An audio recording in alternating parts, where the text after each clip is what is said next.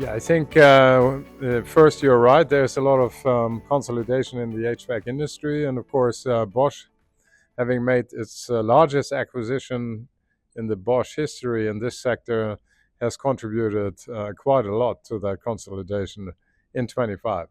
Yeah, I think that consolidation offers a lot of benefits to the contractors because the coverage, both on product portfolio, service, regional coverage, is getting better.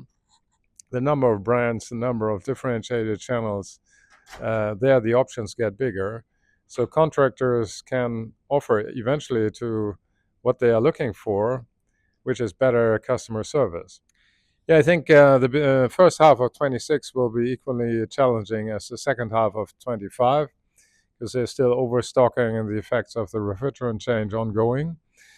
But I think second half of 26, first markets will normalize. That means they will improve.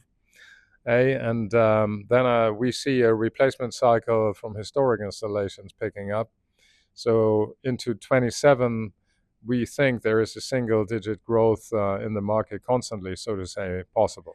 Yes, you're right. There is a certain impact, but let's remember there are also utility rebates still ongoing in some regions. So I think there will be a trend of slightly slower electrification, but eventually there will be dual fuel solutions picking up. So a certain impact on the market, but I don't think fundamental as such.